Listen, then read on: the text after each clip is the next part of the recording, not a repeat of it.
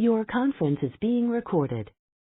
Okay, so now we're being recorded. So using the PI in the employee life cycle.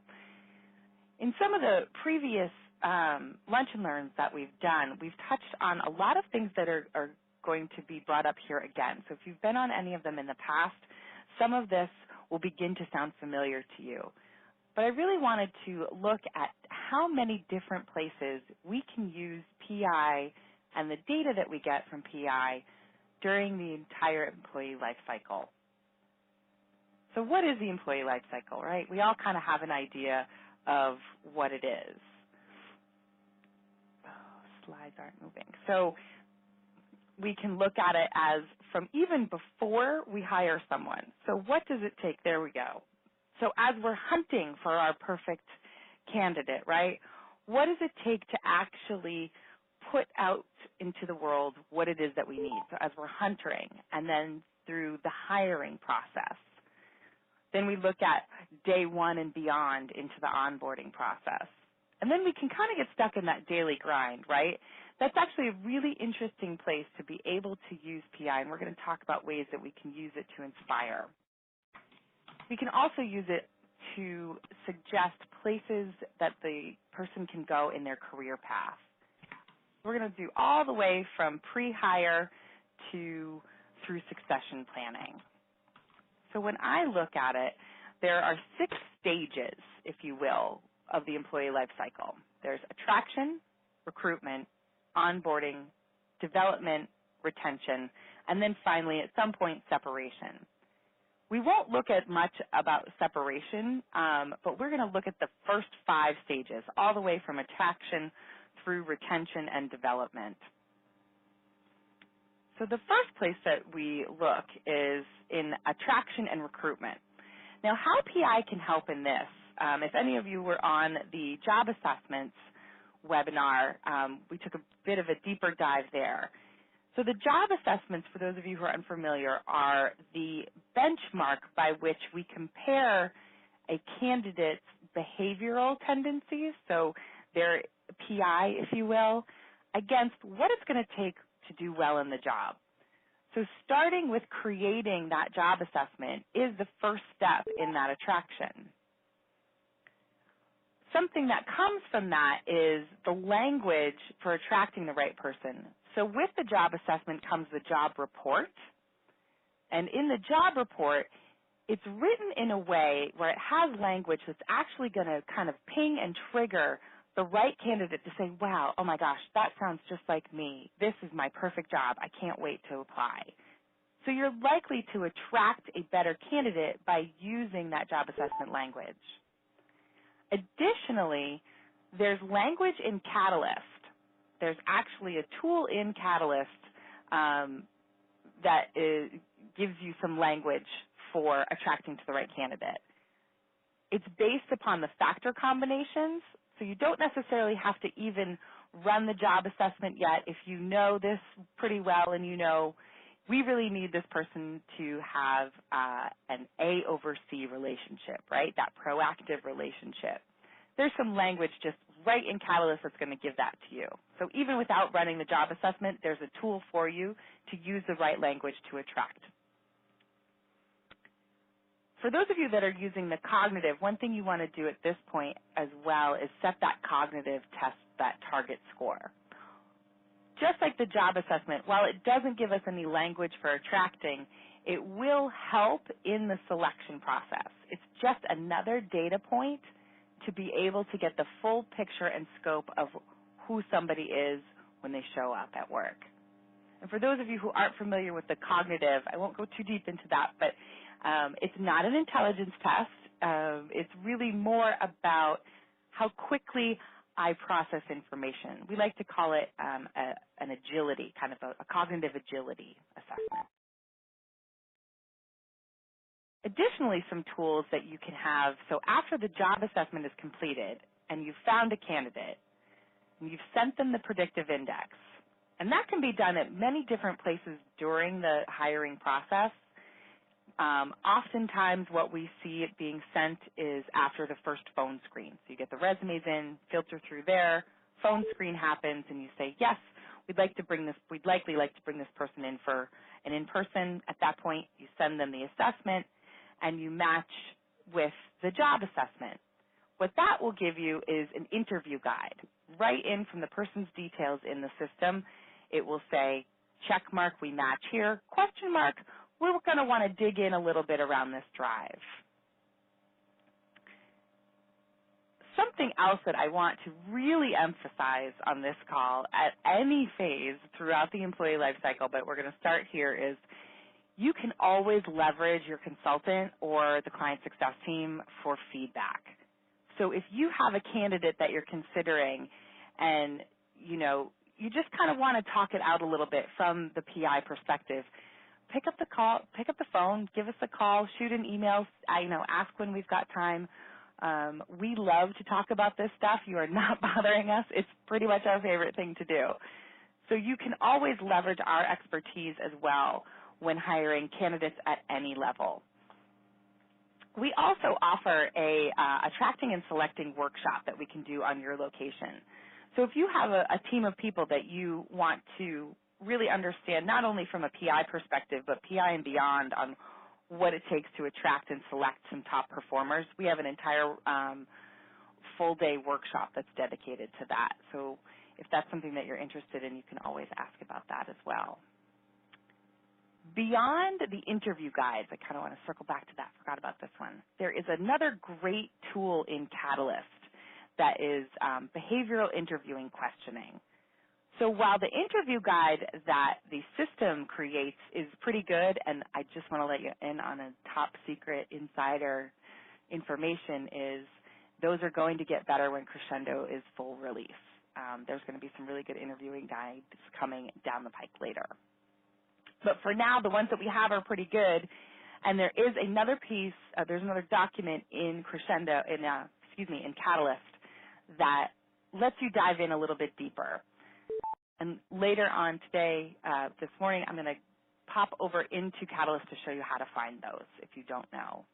And for those of you who don't know what Catalyst is, it's the online resource center that's connected with your PI user access. All right, so attraction and recruitment, right, kind of heavily relying on the job assessment. This is where we can get really surgical with our behavioral interviewing questions. We can really focus in on where there might be some gaps. So it's not about hiring to the pattern, but it's understanding who we're hiring and what it will take for them to do the best possible in that position. So now that we've attracted to the right person with that languaging, we've interviewed well based on the interview guides, based on the behavioral interviewing questions in Catalyst, we come into onboarding. And I find it interesting that 15% of employees said that the lack of an effective onboarding program aided in their decision to quit. When we bring somebody new into our organization, knowing what they need to feel that security, trust, and value, accepted, and then finally belonging into our company and our culture, the PI is kind of the magic ball to let us know exactly what it's going to take for this individual to go through this process best. So it's not always a one-form-fits-all kind of thing. But understanding that what they need is that security, trust and value, acceptance and belonging to start with is helpful. So when we are onboarding, I found these statistics interesting as well, is that so when people do decide to quit, if they do quit in the first 6 months, this is the breakdown of when that happens. So really being very thoughtful about where you put PI in the onboarding process and understanding capacity within your company and on your teams, but also understanding that this could really have a huge impact on retaining good employees. If they feel valued from the beginning, if they feel heard, if they feel known, they're likely to stay longer and get buy-in for your company earlier on and become a highly engaged employee as they go through the development process. So one of the things that we really highly recommend is they've taken that assessment during the hiring process. They're here now. giving them a read back about it shortly after hire is a really good idea. We also recommend at some point, if it's not with that first touch, that they also get a read back of their manager's PI. So understanding not only who I am, but who my manager is shortly after I start is going to make me feel more comfortable and more confident in how I need to be. Another thing that we find important is giving people an introduction or an overview of the predictive index. What is it? Why do we use it? How do we use it? We have some great videos that can help you with that. There are videos on Catalyst, but we'll also happily do a half-hour lunch and learn for your company, for your team, a live session by myself, someone on the client success team, or one of the consultants. So we'll happily give that overview to your team. Yeah, that's the number? Yep. Hi, I'm simply going to request that everyone place themselves on mute. There's someone that's unmuted. Actually, I'm just going to go ahead and...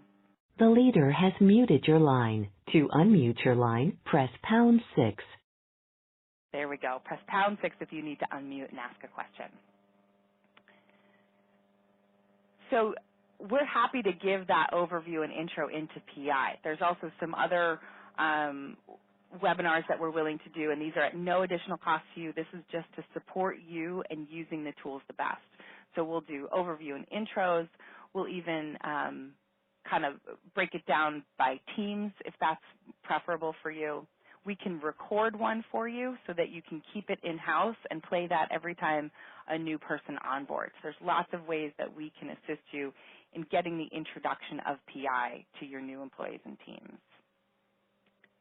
Additionally, what the information that PI gives you is creating an onboarding plan that aligns with the new hire's needs and drives, behaviors, right? So this is a way, as I mentioned, you've got the lens, you've got the crystal ball into who they are. You can work with their manager on, if this is a person who needs a lot of detail and instruction, making sure that the manager has a plan before they get there. That's really going to make that person feel very secure. If they're more take charge on their own, don't worry about that, letting them have some autonomy right from the get-go is going to make them feel more secure. So really understanding what their drives are lets you know how to best onboard them. Am I someone who learns through repetition? Do I have a high level of patience? And for me, I really need that consistency and stability, and I like to learn through repetition. Or am I someone that really just kind of wants to dive in, figure it out myself, ask you questions when I have it? Knowing that up front can be a game changer on how that person and how quickly that person assimilates into the job. One other tool that's in the system is the placard. And if you've gotten to a place in your organization where PI is somewhat of a common language, this is a great time to have that person in that onboarding process. Give them their placard, have them share it with their new team members, put it up outside their cube so that everybody knows, hey, our new team member really needs to talk it out. Got a high B. When their mouth is moving, their brain is processing. So I'm an external processor. They're probably going to come around and chat with me and want to connect with me. Really great to know out of the gate so that we'll come over and connect with them versus someone who's going to be a little bit more time and a little bit more reserved. Maybe not everybody goes over and says hello at once. Maybe we do that a little bit slower. So understanding how the team can assimilate in as well. So lots of different things in onboarding. The read back is critical. So giving them that information and at some point giving them their information on their manager as well. And you can do those in two separate or together. Giving that PI overview and intro, and we're happy to set up what's best for you on that. Creating their onboarding plan that aligns with who they are if you have capacity for that. And then sharing who they are with their new team. So as they've now onboarded, I love this cartoon.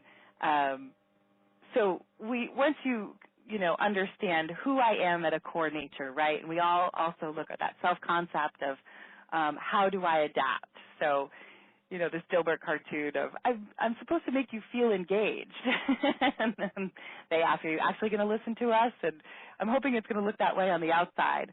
A way that we want to engage our employees is not just pretending to be something that we're not, right? The best way is really to allow people to be more of who they are naturally, and support them in the coaching and the mentoring in where there are gaps. Just not trying to make people be something that they're not. We don't encourage that. So with development and retention, there's a high impact on your business on employee satisfaction and employee engagement. That's if you have satisfied employees, the productivity goes up, there's better service to your clients, your customer loyalty increases, your customer satisfaction increases, which, let's face it, that's what the bottom line is all about, is making sure that you give good products, good service, and that you're creating the best experience. That's going to impact your bottom line. So having engaged employees, satisfied employees, can only make your business healthier. Ways to utilize PI in that, one of the tools in the system is the personal development chart. If you're not familiar with what the personal development chart is, this is the first tool in the system that begins to look at what the flip side of our drives are. So your report comes out really positive. It makes everybody sound kind of magical. And that's designed because all patterns are great and everyone has something to offer. However, sometimes that can also hold you back from things. So the personal development chart is designed where it gives you the cautions as well as the positive side. So someone with a higher level of dominance is going to take charge, comfortable with difficult conversations, however, can at times be seen as overly aggressive. And it's going to begin to talk about that, and it actually gives some self-coaching tips as well. Now, this is not something that we necessarily recommend sharing freely. If the person wants to share it with others, that's great. But this is a tool that can be used, especially with new managers who don't always have the language on how to give feedback. And because it's an unbiased tool, it's not opinion-based. It's simply, this was a self-reported tool. You've agreed that it sounds like you.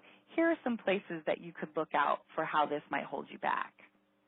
So we like to advise the personal development charts be shared with the employee and the manager as part of their development. Another really helpful tool in the system are the scorecards, and they're called manager scorecards. However, you can use them with anybody. There's a scorecard for managing up to your manager. There's scorecards for managing down to those you manage, and a scorecard for peers, so managing side to side. Because let's face it, we're constantly managing the people around us and managing ourselves as well. So what these do is give us a little snapshot of, am I giving that person what they need? This is one of those times where the golden rule just doesn't apply, right? Do unto others as you'd like to have done to you. Well, that doesn't always work when we're managing people, because what motivates one person might demotivate another. So someone who really likes autonomy, likes to make decisions, really comfortable with risk, they might give that as a reward to the people that they're managing. However, if you're risk intolerant, you really want to mitigate it, you don't really like making decisions outside of your expertise, that can feel like a lot of pressure and some overwhelm. Yet your manager thinks that they're doing something great. So these scorecards will let you know, am I actually doing what this person needs, not what I think they need? When we get into the group and team, the analytics tool is unparalleled in how this can be beneficial. There are so many applications for using analytics with your groups and your teams. I think all managers should have that top-level analytics of their team up on their desk so that when they get up, they know exactly who likes to communicate what way and in relation to how I like to manage. I think they can be really helpful in just team meetings. When you bring into your team meeting, bring this in. Allow PI to become really transparent and simply part of the language so that you can have a team meeting that says, okay, all you high A's, sit on your hands, zip your mouth, we're going to let everybody else talk for a minute. And it can be kind of fun and joking, right? I mean, we're not hiding behind our patterns, but you do want to put that out there and let it become part of the conversation and a fluent language. And that leads me into using it as a common language. Taking the PI once, putting it in a drawer and forgetting about it, and then bringing it out maybe at review time and sticking it back in, while that's a useful way, it's not the most useful way. Really allowing this to live and breathe in your organization is the way that you're going to get the most value out of it. So allowing everybody to talk about their patterns, talk about the team patterns, looking at that group analytics, using the reference profiles or the reference patterns, and really allowing it to become a living, breathing thing. That's going to inspire people to become more of who they are, because everybody already knows those are their natural preferences, and it's okay.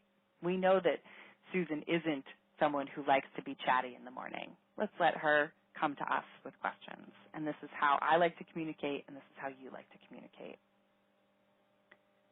Some other helpful things are we have the coaching guide in there, and that's, again, against the job assessment. So as long as you're linking a person to a job, you now can get a coaching guide that has some really great questions about, okay, I prefer to work this way. The job requires this of me. How can I help you get there as a manager? Another great thing is meeting planning. There's actually a document in Catalyst. I keep coming back to Catalyst, but there's actually a document in Catalyst that helps you meeting plan using PI. So understanding, use that analytics, look at who you've got in the room, and you can plan your meetings around how those people are going to communicate best, where the ideas are going to come from, how the creativity arises, what kind of communication do they need before and after, and what energy level or enthusiasm there's going to be in the room. It's also really great for conflict resolution. Now, hoping that we don't get to conflict resolution because we're great at communicating, but let's face it, there's usually going to be conflict in the workplace. But really understanding, especially as a manager, if you have a conflict between two of your employees, using what you know to be true about the way that they assess risk, the way that they communicate, the way that they look at details, the pace at which they work, can be really helpful in facilitating a conversation between two people in conflict and having that information given to them so that some of the personal nature can come out of it. It's simply that this is how that person communicates. It's not personal. And one of my favorite factors about this is the motivating factors. Really knowing if my highest drive is A, I'm motivated by success. I'm motivated by winning. So if I'm managing someone like that, I want to couch whatever I'm giving to them in, listen, I want you to win. This is how we're going to get you to win. That's how that's going to motivate. If I have a high level of extroversion, I'm motivated by my relationships and my ability to connect. So I'm going to, if I'm managing that person, I'm going to couch how I need to motivate them in a team atmosphere, a connective, a relational. So understanding the 4 drives and whatever that person's highest drive is on what they're motivated by is going to let you inspire them best. So if I'm someone that likes autonomy, you can give me autonomy. If I'm someone that likes clear, explicit direction, then that's what I can get. So really understanding what my needs are and what my motivators are. Now, lots of information. So how do we get there? We've got some trainings for you. If you're familiar, some of you have probably been through these. We have a self-aware leader. So this is all for leaders who want to understand their people better. We have another program that's similar to that called the People Smart Leader. That's a great program. It's a one-day. It's a really deep dive into PI. Who am I as a leader, as self-awareness, and then we get into the awareness of others. We have more of an individual contributor program called Your Behavior, Your Success to just understand, okay, who am I and how does that impact my team, my success, the things around me. So it's really focusing on the self-awareness as an individual contributor, but how that's going to impact my success going forward. We also have team programs. We have SMART teams, as well as performance under pressure. Your team doesn't have to be under pressure for this one. This is more looking at how we as a team work under pressure and what our dynamic is, what our communication style is, what our pace is, and when we are under pressure, what happens. So just ideas that are out there for some training programs that we offer. We do coaching. We do all sorts of stuff. So whatever you're looking at, we can help support you. Beyond that, though, Catalyst. Can't say enough about Catalyst. There is so much information out here right now. There's the education, the support, and the community. We even have this, the Apply PI in the Employee Lifecycle. A lot of the documents I referenced today are, once you click in there, it'll bring up all of those articles and documents that you can use. If you're not familiar with Catalyst and you want to book 15 minutes with me, 10 minutes with me to just walk you through where everything is, I'd be happy to do that. We can do a clear slide screen share with that. But I'm going to, the next, some resources for you, next live Lunch and Learn will be March 22nd. We also have an open workshop for the Becoming a PI Practitioner. That's the full 2-day training on March 20th and 21st in Westwood, Massachusetts. If you are you can review that for just the cost of materials, by the way. So if you haven't gone through training in a couple years, I highly recommend it. There's a lot of new stuff that's come up. We have these recorded webinars available on our website at any time. You can always do any kind of one-on-one web training, either with the site. If you're curious about Crescendo and that beta, we can walk you through. Catalyst, happy to do that with you. And I do want to point out the client success team. We're actually building an entire team here to support you guys. So it's not just your consultants anymore. You have a whole internal team support, but your consultant is always there as well. Document resources that I mentioned today, we're applying the PI in the employee life cycle that's available in Catalyst. The behavioral interview questions guide, go download that now. It is amazing. The manager scorecards, happy to talk to you about how to best utilize those in your organization. And we've got this new tool that's coming in Crescendo with fit scores, so that's something to get excited about. Whew, a lot happening. So I'm going to go ahead and stop the recording. I hope you all enjoyed that. Stick around for questions, and I'm actually going to introduce a new member of our client success team.